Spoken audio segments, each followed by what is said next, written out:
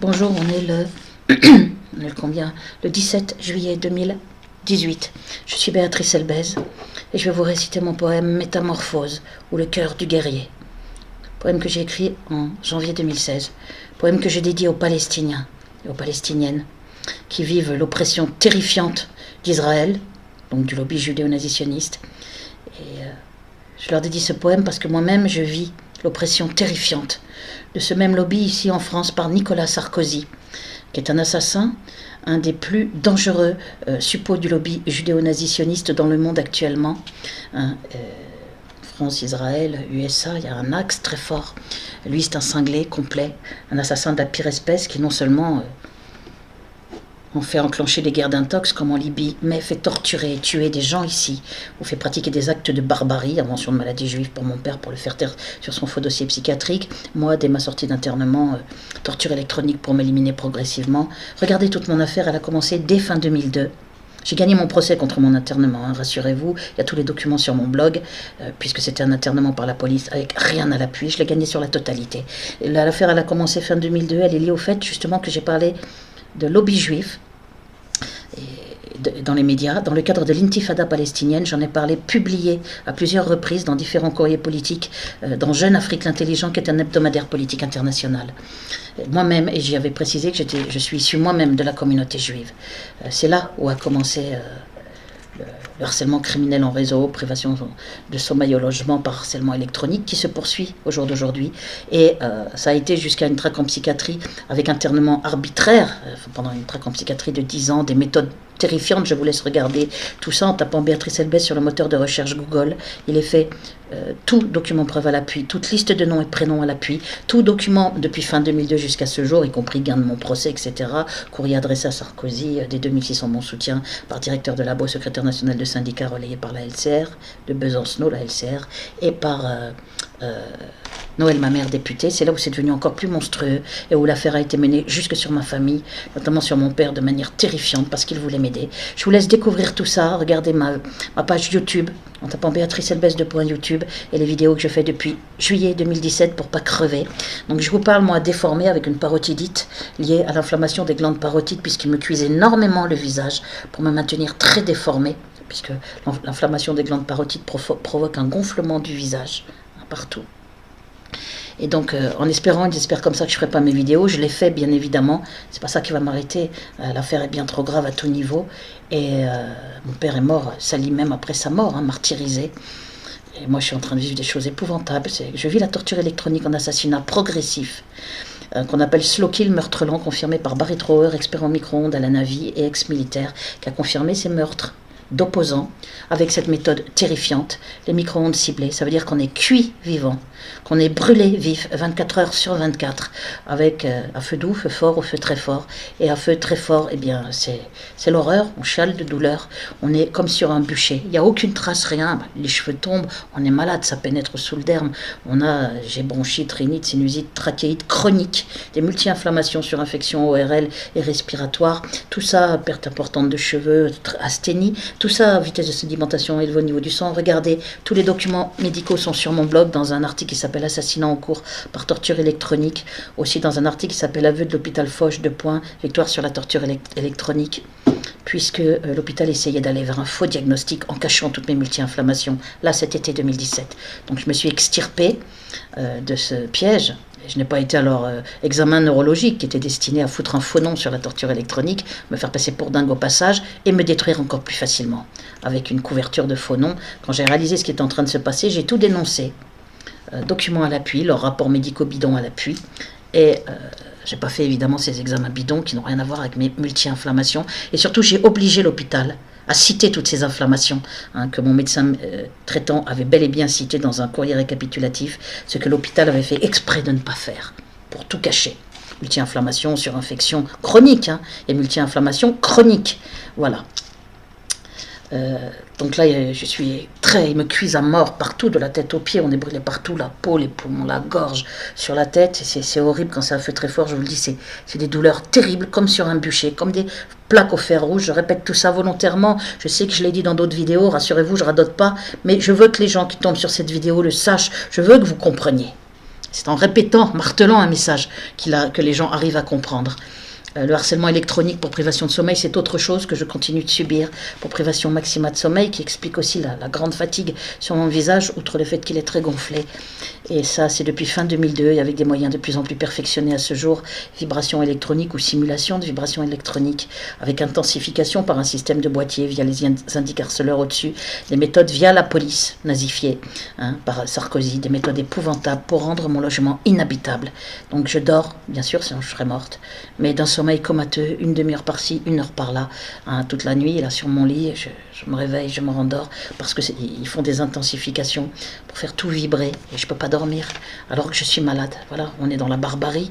Pour mon père, on est dans la barbarie aussi, grave, ils lui ont même coupé une jambe. Et écoutez la narration chronologique, parce qu'ils ont essayé de le faire sûrement crever après à l'hôpital, il s'est retrouvé avec des escarres, après qu'on l'ait détruit avec cette maladie juive génétique très rare, diagnostic a posteriori, en ces termes, regardez le témoignage de ma tante, et tous les documents qui sont sur mon blog sont en justice, et tous occultés.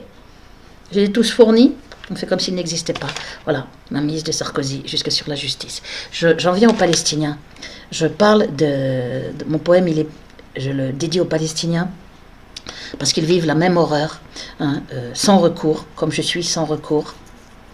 Parce qu'il y a collaboration au niveau international. Sinon, Israël qui bafoue le droit international, qui occupe, qui colonise, qui tire sur des ambulances, des hôpitaux, des refuges de l'ONU, qui fait du trafic d'organes, qui emprisonne sur simple suspicion. Toutes ces horreurs qu'on voit, il y a encore une vingtaine de Palestiniens là, ces dernières semaines, enfin là, actuellement, ils en tuent quelques-uns tranquillement par semaine. Et puis tout ça, les gens s'habituent, on trouve ça normal, sur simple suspicion, il n'y a pas d'enquête, il n'y a rien. Les Palestiniens vivent l'horreur dans une prison à ciel ouvert, où il y a sûrement aussi des expérimentations, outre le trafic d'organes, bien évidemment. Et des intifadas avec bombardement qu'on sait, et ce qu'il y a aussi en commun, donc il y a collaboration par la communauté internationale pour les Israéliens, pour les Palestiniens, et il y a par rapport aux actes terroristes d'Israël, c'est cette agression avec suprématie militaire, etc., terrible, et il y a aussi collaboration des journalistes, des politiques, etc., dans mon affaire, de la Ligue des droits de l'homme. Ces gens-là ne répondent pas, même à des courriers recommandés, aucune aide, on n'apporte aucune aide à Béatrice Elbez, on ne répond pas. De la même manière, on empêche les flottilles d'arriver avec des médicaments, etc., pour les Palestiniens, on empêche toute aide. On achète les pays qui voudraient intervenir, voilà, on achète tout le monde, exactement les mêmes méthodes que dans mon affaire, une collaboration totale, puisque mon affaire dure depuis 15 ans, tout document à l'appui, personne ne moufte. Pour les Palestiniens, ça fait bien plus de 60 ans, et vous voyez, c'est de pire en pire, et c'est de pire en pire pour eux, c'est de pire en pire pour moi aussi. Justement, mon calvaire, la genèse, c'est ma défense par rapport à l'intifada palestinienne, c'est pour ça que j'en parle, et que je leur dédie ce poème, et autre fait aussi semblable dans l'épouvante qu'on vit, parce que c'est terrifiant de vivre cette oppression par le lobby sans recours, eh bien c'est qu'ils sont trahis par leur résistance. Khaled Mekal et Ismaël Haniyeh, écoutez mes autres vidéos, dirigeants du Hamas, je ne parle pas des militants du Hamas, collaborent avec Israël pour aider Israël à raser Gaza, etc., et à faire passer les Palestiniens pour des terroristes, tout ce que vous voulez. Enfin, ils ont aidé à faire décimer. Écoutez mes explications, c'est très clair et net, on ne peut pas jouer au con là-dessus, et même si personne ne dénonce ça, ou quasi personne. Et dans mon affaire, c'est la clique Soral-Dieudonné, Dieudonné-Soral, qui très clairement, preuve à l'appui, collabore depuis 2008 pour aider la police à me faire passer pour folle, et ils l'ont fait activement avec tous leurs copains VIP, et évidemment, ils ne relayent aucune de mes vidéos. Il n'y a pas un mot. On ne parle même pas de l'affaire Elbez. Alors, malgré toutes mes accusations, c'est le même silence que quand j'écris à Ségolène Royal, Isabelle Floren, Hollande, Valls, etc. Courrier recommandé, il n'y a pas de réponse. Voilà, les Palestiniens sont donc trahis par leur résistance. Moi, je suis trahi très gravement par la dissidence. Les Palestiniens très gravement par le Hamas, par la direction du Hamas, les dirigeants. Et tout ça dans le silence et dans la collaboration au niveau international et pour moi au niveau national. Les méthodes qu'on vit sont d'une barbarie absolue. Je vous ai expliqué les miennes, je vous ai expliqué un peu celles que vivent les Palestiniens. Ce poème, je l'ai écrit après les attaques au couteau, je ne sais pas si je l'ai dit, contre des soldats, par des jeunes Palestiniennes ou jeunes Palestiniens en 2015.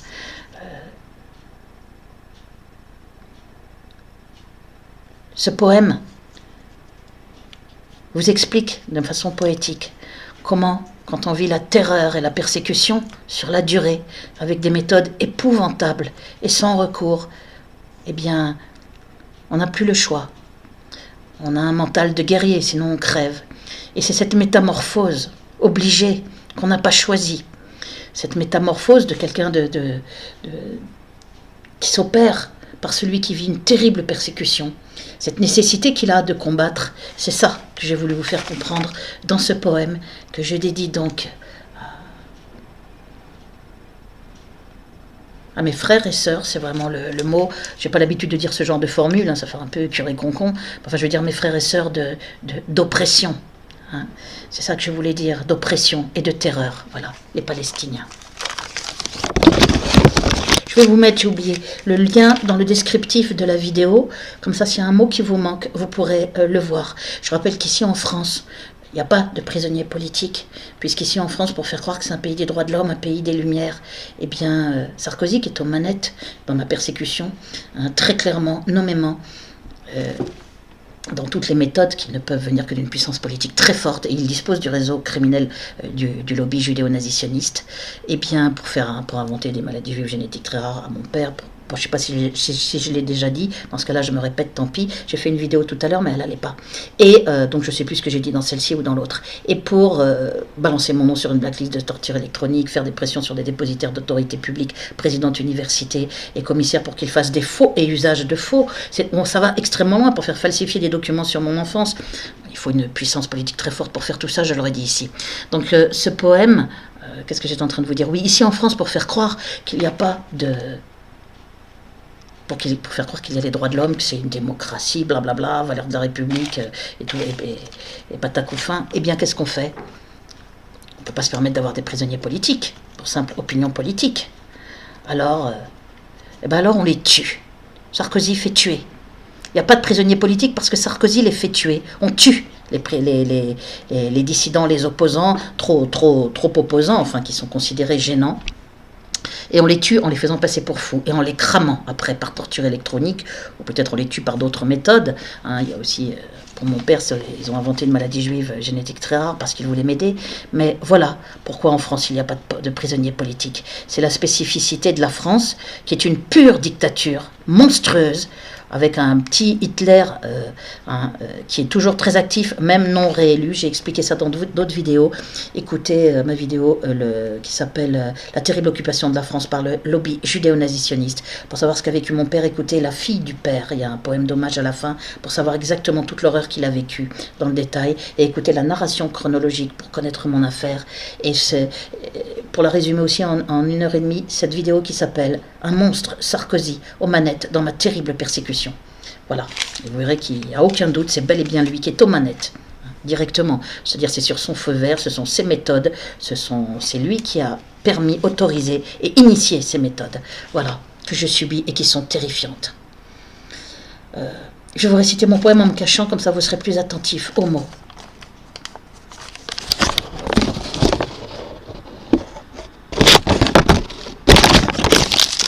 Ça va pas aller, il faut que je refasse en cache, je crois. Si je vais essayer.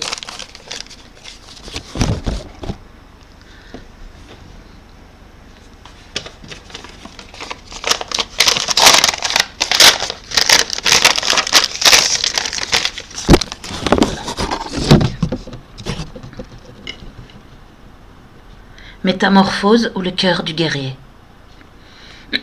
Poème que j'ai écrit en janvier 2016 et que je dédie aux Palestiniens, victimes de l'oppression terrible d'Israël, du lobby judéo-nazitionniste.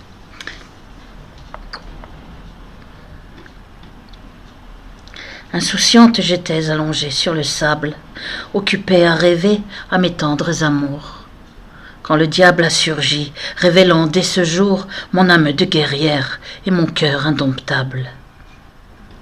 Plongé dans l'effroyable, à mon tour initié, je pénètre du mal les arcanes secrets. Je vois sa face hideuse et ses 1001 tours, ses monstres, sa gorgone et ses démons autour. Ces flammes dévoreuses à mon corps embrasé, sa cruauté sans borne en supplice infligé. Mon cœur, mon pauvre cœur, calme ton épouvante. L'abysse est infernal, la douleur terrifiante. J'entends les cris plaintifs des damnés de la terre, et parmi eux le mien, mon Dieu, c'est bien l'enfer. Qu'Énée, Thésée, Orphée, passés là avant moi, affermissent mon cœur, affermissent mon bras. À force d'avoir peur, ma peur a disparu. À force d'avoir mal, le mal je ne sens plus. À force d'être seul, je ne parle qu'à Dieu, et je tutoie la mort, les yeux droits dans les yeux. Dans la lutte et l'effroi, s'écrie mon Odyssée.